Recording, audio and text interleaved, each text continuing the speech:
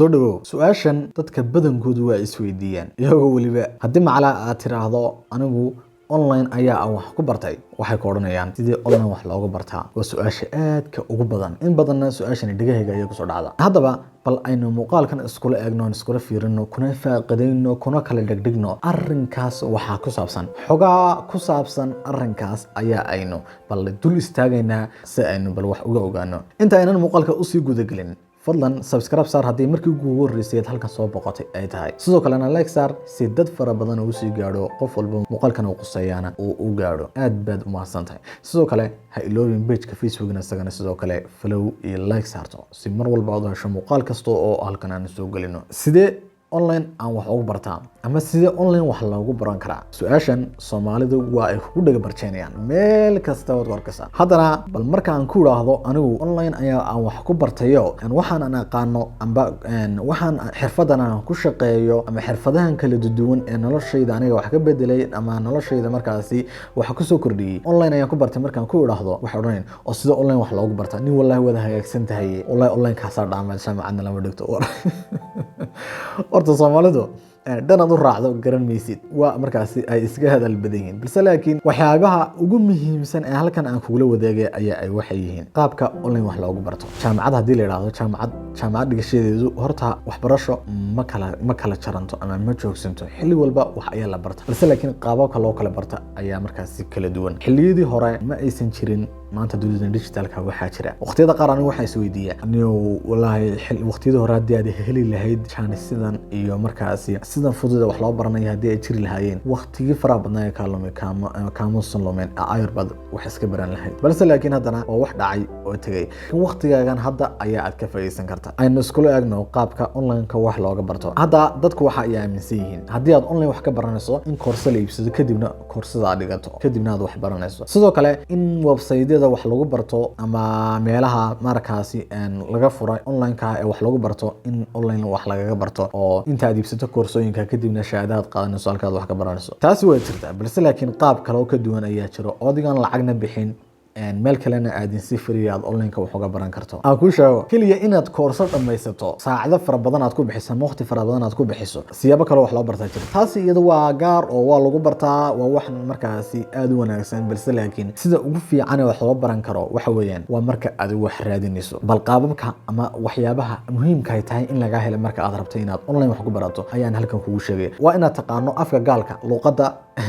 Englishka inaad taqaano sababtoo ah taasi iyadu waa aad ku qasbantahay inaad luqadda Englishka taqaano ama inaad luqadda Carabiga taqaano xog kasta oo aad rabto inaad internetka ka raadiso maanta nooc kasta ahaato waxa aad ku raadinaysaa waa afka gaalada iyo luqadeena Carabiga Soomaaliga waa ay yar tahay wixii Soomaali qortun baad Soomaali ku helaysaa waxaan Soomaali qormeed ku helaysaa waa maya waa inaad luqadda barataa si walba aad ku barato sababtoo waa muhiim ma geli karaysid ama wax ma baari karaysid wax ma raadin karaysid xog ma soo heli karaysid luqadda laanteed waa albaabka laga galo xog raadinta aqoon raadinta cilmi kororsiga iyo dhammaan waxa soo idil waliba si aad online-ka wax uga barato waa furaha koobaad qodobka labaad baan halkan kuugu sheegaya qodobka labaad waxa uu yahay waa in ay ka go'naato waxa aad rabto in aad barato waxa aad rabto inaad barato waxa aad rabto inaad raadiso waxa aad rabto inaad ogaato waa in ay yihiin wax go'an oo ku khaas ah aad ka fikirtay tusaale ahaan haddii aan rabo in aan maanta barto qaabka digital marketing loo sameeyo waa in aan kaliya ku koobnaado digital marketing waa inaan ogaado qaabka loo raadiyo meelaha laga barto waxyaabaha soo idil wayna soo helo kadibna waa inaan ku koobnaado ee aan kulba meel u boodboodin kulba meel aan u boodboodin sida daanyeerka kulba geed ku boodo ma arag inaad kulba meel u boodin waa inaad diiradaada saartaa waxa aad rabto inaad barato taasi waa aad muhiim sidoo kale waa inaad jeceshahay oo waxana ay yihiin wax adiga xiise ka go'an ay yihiin oo aad u baahan tahay oo aad jeceshahay naftaaduna markaasi ay ku raaxaysanayso marka ay dhiganayso oo qodobka labaad waa in waxani ay ahaado waxaad jeclaatay qodobka saddexaad wuxuu yahay waa in aad barato sida xog loo raadiyo tusaale ahaan hadda marka aad baranayso digital marketing marka aad baranayso raadinayso waa in dhammaan featureska toolska waxyaabaha loo isticmaalo sida loo adeegsado waxa soo dhan inaad raadiso noqonaysa hadaba wixii sidii loo raadin lahaa inaad barato waa inaad sidii Google looga raadin lahaa inaad barato sidii YouTube looga raadin lahaa inaad barato si meel kale looga raadin lahaa inaad barato websiteska waxyaabahaas hadda taa barato waxa kuu fududaanaya in caqabad walba ku hor istaagta aad xalkeedii hesho iminka waxa ugu badan wax lagu bartaa waxa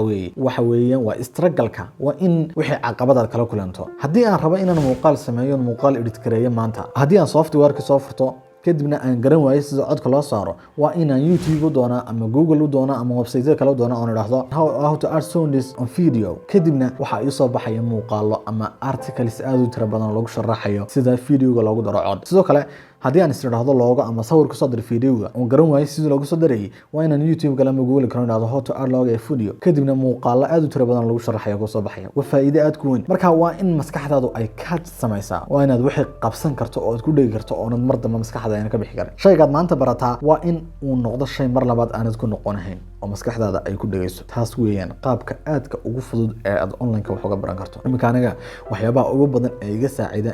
iga saaciday baan idhaahdo inaan barto graphic design-ka ama muuqaal habaynta ama waxyaabaha soo idil waxaa ka mid ah struggles-ka in caqabad ay ka hor timaado kadibna caqabadii aad ka gudubto oo ay ka mid yihiin toolska software-da wax lagu edit gareeyo oo idil maalinba mid ay kugu adkaanayso maalinba wax yar ba kugu adkaanaya kadibna YouTube ama Google bad galaysaa wixii baad raadinaysaa waxaad ogaanaysaa sidii loo sameeyay maskaxdaada waa inaad ku qabato mar dambe ayna ka bixin sida aad maalin walba inta yar u sameynayso dhammaan software-kii waad xifdinaysaa gabigiisaba shay walba dee waad baratay sidii loo sameeyay mar walba qasab maaha inaad koorso qaadato balse laakiin waa in mar walba aad barato sida xogta loo raadiyo sida waxaas oo dhan markaas loo sameeyo adigu waan isku day sameysay kadibna wixii kugu istaaga aad halka ka reeyso waa YouTube-ku waa meesha ugu weyn ama platform-ka ugu weyn ee maanta ka caawin kara inaad online wax ku barato haddii laga yimaado kuwa kale waliba si free oo aan lacag laga qaadin waxa jira channels aad u tiro badan oo faa'iido weyn leh bal mar kale aynu muuqaaliyana ka sameyn doonaa channelada aadka u tirada badan ee wax laga barto si free aad waxna uga faa'iideysan karto muuqaalka mar raba in uu markaasi u sii dheeraado balse laakiin halkan bal xogahaas baan kugula wadaagaya sababtoo ah qofku haddii uu rabo in uu online wax ku barto ma aha sida jaamacad la tagayo kale ma aha sida iskuul la tagayo kale waxaas oo dhan waa ka duwan waa in aad la timaado samir waa in aad la timaado markaasi dulqaad iyo adkaysi waa in waqtiga aad bixin karto in badan computerka aad dul fadhiyi karto waxyaabaha soo idil hadii aad la timaado waxa ku fudaanaysa in markaasi aad online wax aayar kaga baran karto inta hore way kugu adkaan kartaa oo caqabad ayaa ka hor iman karta balse laakiin waa in aanad ka quusanin oo mar walba aad ku celceliso ku sii dhex jirto ku noqoto wax walba ka raayso hadda maxaan ku leeyahay waa in afkaalka aad barato Englishka aad barato ama luqadda Carabiga inaad barato waa inaad barato sida xog loo raadiyo